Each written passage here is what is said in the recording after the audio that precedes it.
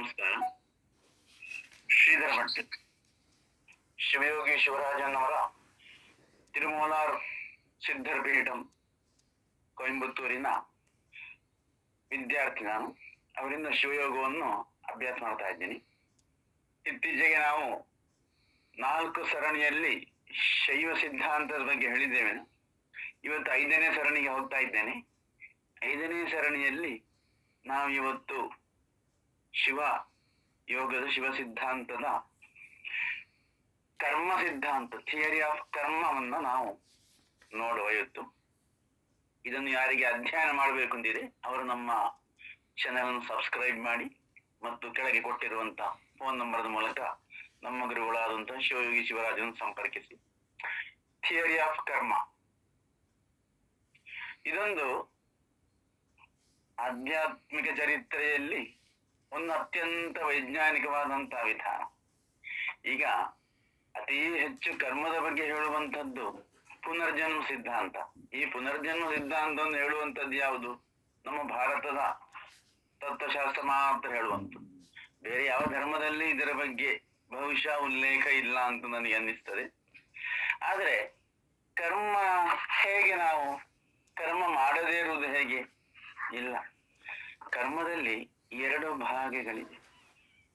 ಒಂದು ಕರ್ಮಕ್ಕೆ ಕಾರಣ ಮತ್ತು ಕರ್ಮಕ್ಕೆ ಮಾಡುವಂತಹ ಕರ್ಮ ಉಂಟಾಗುವಂತಹ ಕ್ರಿಯೆ.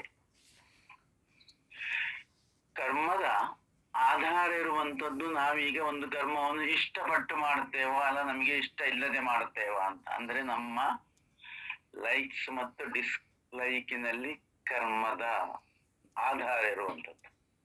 ಸ್ವಾಭಾವಿಕವಾಗಿ ಕರ್ಮವನ್ನು ಹೆಚ್ಚು ಹೆಚ್ಚು ಮಾಡುವುದು ಯಾರು?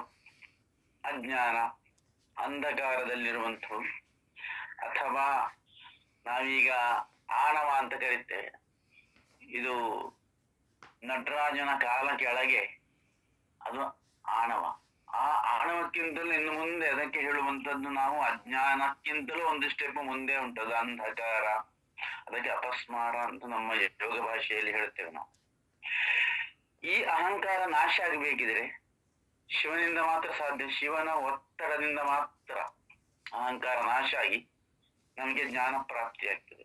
ಜ್ಞಾನ ಪ್ರಾಪ್ತಿ ಆಗ್ಲಿಕ್ಕೆ ಸಾಧನೆ ಬೇಕು. ಆಗ ಮಾನವನಿಗೆ ಸಮತ್ವ ಬರ್ತದೆ. ಈ ಸಮತ್ವ ಇರುವುದು ಯಾವುದನ್ನು ಮನಸ್ಸಿನಲ್ಲಿ ಹಾಕಿಕೊಳ್ಳದೆ ಸಮತ್ವ ಇರುವಂತದ್ದಕ್ಕೆ ಅದನ್ನೇ ನಾವು ಜ್ಞಾನ ಅಂತ ಕರೀತೇವೆ. ಆದರೆ ನಮ್ಮಲ್ಲಿ ಕರ್ಮದಲ್ಲಿ 2-3 ರೀತಿದೆ. ಒಂದು ಸಂಚಿತ ಕರ್ಮ ಇದೆ, ಒಂದು ಆಗಾಮಿ ಕರ್ಮ ಇದೆ, ಮತ್ತೊಂದು ಪ್ರಾರಬ್ಧ ಕರ್ಮ ಇದೆ.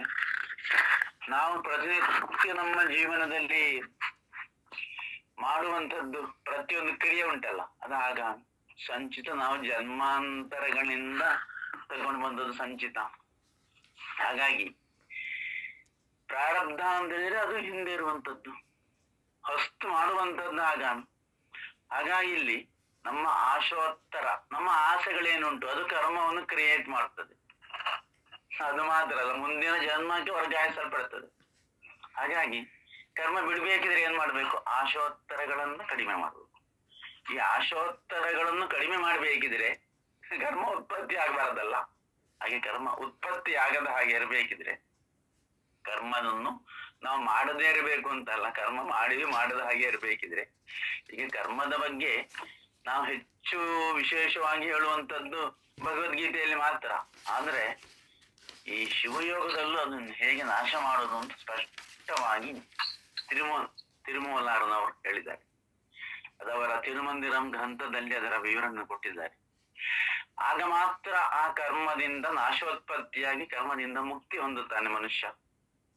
ಹಾಗಾಗಿ ಯೋಗ ಸಾಧನೆ ಮಾಡಿದ್ರೆ, ನಾವು ಯೋಗ ಸಾಧನೆ ಮಾಡಿದ್ರೆ ಕರ್ಮ ನಾಶ ಆಗಿ ಕರ್ಮ ಶೂನ್ಯ ಆಗ್ತದೆ.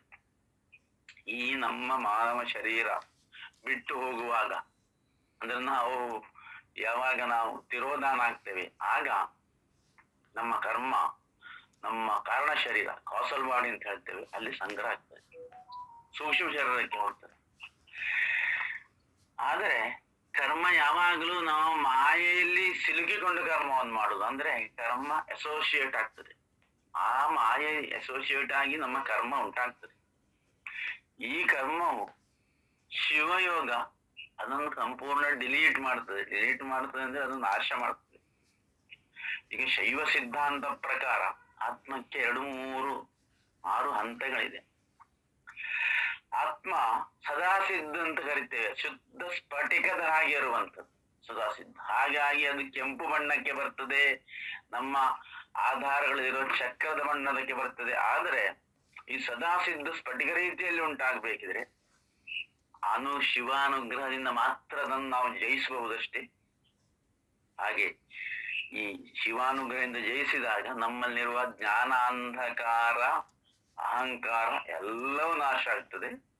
ಆ ಸ್ಫಟಿಕದ ಹಾಗಿರುವಂತ ಸದಾ ಸಿದ್ಧ ಸ್ಥಿತಿ ನಮ್ಮ ಮನಸ್ಸಿಗೆ ಯಾವುದು ಬೇಡ ಅಂದ್ರೆ ಅದಕ್ಕೆ ವೈರಾಗ್ಯ ಅಂತ ಹೇಳ್ತೇವೆ, ಅದು ಸಹಜವಾಗಿ ಬರ್ತದೆ, ನಾವೇನು ಮಾಡಬೇಕಾದ್ದಿಲ್ಲ. ಹಾಗಾಗಿ ಅಂಧಕಾರ ನಾಶ ಆಗಿ ಅಂತಃಕರಣದಲ್ಲಿರುವಂತಹ ಜ್ಞಾನೇಂದ್ರಿಯಗಳು, ಜ್ಞಾನೇಂದ್ರಿಯ ಪ್ರತ್ಯಾಹಾರ, ನಾಡಿತೆ ಪ್ರತ್ಯಾಹಾರ, ಇದೆಲ್ಲ ಪ್ರತ್ಯಾಹಾರ ದಾಟಿ ಒಂದು ಚೈತನ್ಯಮಯವಾದಂತಹ ಸದಾ ಸಿದ್ಧ ಸಂಗ್ರಹ ಆಗಿ ಶಿವಕ್ಷೇತ್ರದಲ್ಲಿ ಈಗ ನಾವು ದೀಪ ಹರಿಸ್ತೇವಲ್ಲ, ಎಷ್ಟು ಪ್ರಜ್ವಲಿಸ್ತದೆ. ಹಾಗೆ ಮನುಷ್ಯ ಬದಲಾಗ್ತಾನೆ, ಅವನ್ ಜ್ಯೋತಿ ಆಗ್ತಾನೆ ಮನುಷ್ಯ. ಹಾಗಾಗಿ ಇದು ಶೈವ ಸಿದ್ಧಾಂತದಲ್ಲಿ, ಸಿದ್ಧ ತತ್ವದಲ್ಲಿ ಇದೆಲ್ಲವನ್ನು ಸ್ಪಷ್ಟವಾಗಿ ತಿರುಮಂದಿರಂನಲ್ಲಿ ಇದು ತಿರುಮೂಲಾರ್ ಹೇಳಿರ್ತಾನೆ. ಹಾಗಾಗಿ ದೀಪದಂತೆ ಬದಲಾಗಿ ಆಗ ನಮಗೆ ಮುಕ್ತಿ ಸಿಗ್ತದೆ ಜೀವನದಲ್ಲಿ. ಹಾಗೆ ಮುಕ್ತಿಗೆ ಹೋಗುವಂತಹ ಒಂದು ಹೊಸ ತತ್ವ ನಾವು ಅಧ್ಯಯನ ಮಾಡಿದರೆ, ಮಾತ್ರ ಅಭ್ಯಾಸ ಮಾಡಿದರೆ ನಮ್ಮ ಜೀವ ಸದಾಶಿವನಂತೆ ಆಗ್ತದೆ ಹೇಳಿ ಇಲ್ಲಿಗೆ ಇಂದಿನ 5ನೇ ದಿನದ ಸರಣಿ ಮುಕ್ತಾಯ ಆಯಿತು. ನಮಸ್ಕಾರ.